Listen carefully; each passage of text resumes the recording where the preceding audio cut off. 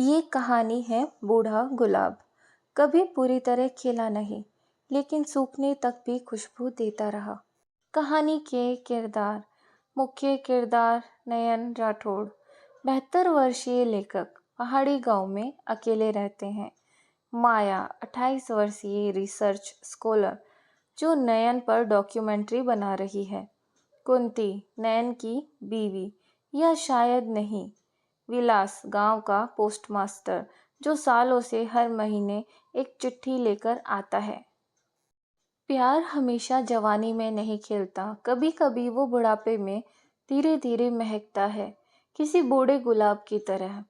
नयन राठौड़ 72 साल के एक शांत पहाड़ी गांव में रहते हैं।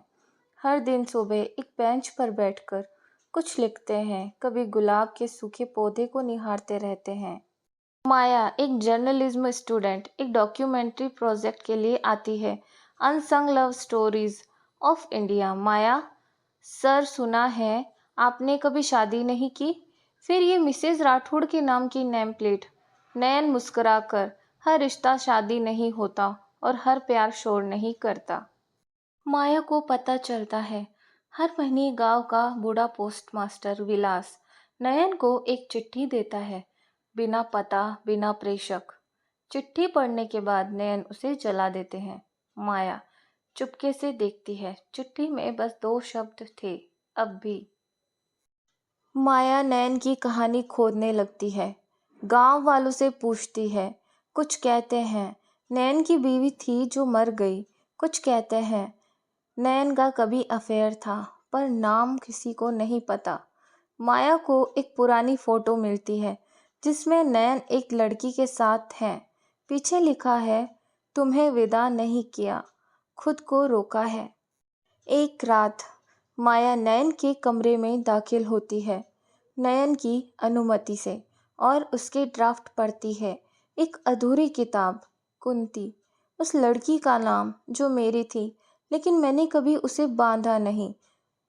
फ्लैशबैक खुलता है, 40 साल पहले। नयन और कुंती का प्यार शादी से परे था। कुंती शादीशुदा थी, लेकिन दोनों एक दूसरे को खत लिखते थे, हर महीने, बिना मिले।